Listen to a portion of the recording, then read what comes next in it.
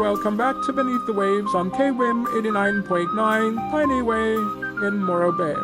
I am your host, Bartel, and this is where we dive into the mysteries of the deep and beyond.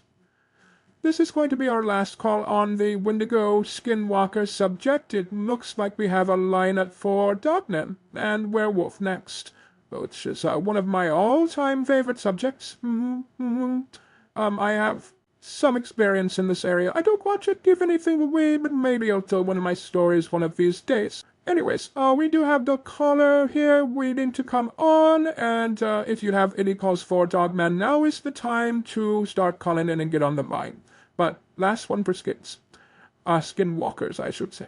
Okay, let's see, and you are on the air. Hey there, I love your show. My name is Mike. I am not going to say where I'm from, just because I think they might be looking for me. I won't disclose any details as to exactly why they might be looking for me, but I'm just happy that I got away. I got a story that's, let's just say I found myself sneaking into Skinwalker Ranch.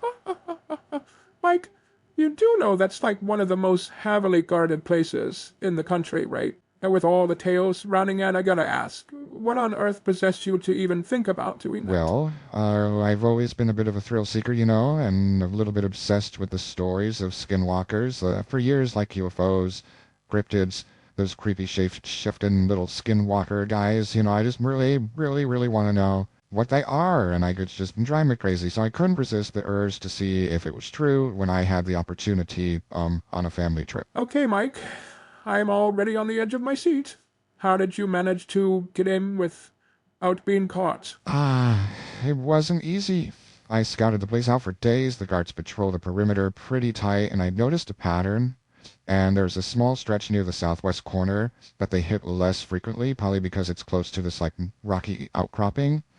And I timed it just right, slipped through the fence, made my way in. You've got guts, Mike, I'll give you that. So what happened once you were inside? Did you see anything unusual? That's putting it mildly, Bart. The air was different. It was heavy, like something was watching me. I made about 100 yards in, and I started hearing noises, like footsteps, but not human. They were like too light, almost like deer, but something just wasn't right. I couldn't fully explain what I was hearing, but I knew it wasn't human. I knew it wasn't carrying any mass to it while walking on the leaves. Go on, Mike. Don't just leave us hanging. I turned around and I swear I saw something. It looked like a coyote at first, but its eyes, they weren't animal eyes. Like, you know how when you flash a flashlight or something like that, you could see that red and that green and the red and the green kind of between predators and prey?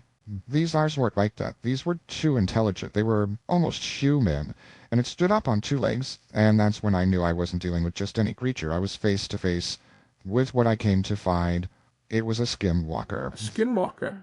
Didn't Skinwalker Ranch? I never would have guessed. What did you do? What did you do? Honestly, I froze. I didn't know if I should run or stay still, but it tilted its head, almost like it was sizing me up, like it wanted to possibly attack me. My heart was pounding on my chest. I thought I was going to pass out and literally have a heart attack. But I backed away slowly, keeping my eyes on it the whole time. I didn't want it to play any tricks on me, and that's when I heard something behind me. Another one. Oh, man. Mike, that's straight out of a nightmare. How did you get out of there? I don't know how, but I bolted.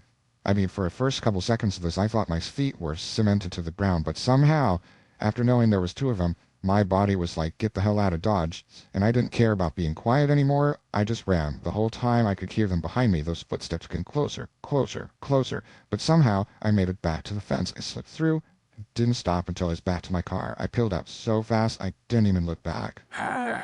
Mike, that is one of the craziest stories I've ever heard. You're lucky to be alive. Skinwalkers are no joke. They say those creatures can mimic voices, even your own, to lure you deeper into danger. It sounds to me like you had a brush-in with something very paranormal, and you got to live to tell the tale. Yeah, Bart, I don't think I'll be going back there, I should say, though, anytime soon, but I had to see it for myself, you know? I had to know if the stories were true, and now I guess I do. I have nightmares about it. Thanks for sharing that incredible story. For anyone listening out there, let Mike's experience be a warning. Some mysteries are better left unsolved. Stay safe and stay curious, but maybe keep your adventures away from that ranch, that area. You don't want to go there, okay? You're all my little bats and cherubs, and I don't want any of you guys to get hurt out there making silly choices like Mike here. I often wonder what drives us to seek out the unknown, to venture into the shadows where few dare to tread. Is it just pure curiosity, or has a deeper need to understand the mysteries that lie just beyond our grasp? Mike's story here reminds us of some answers that come at a cost. And there are places in the world where the line between reality and supernatural blurs. Perhaps we are drawn to these places because they remind us of how little we truly know. But in the end, perhaps we will never know.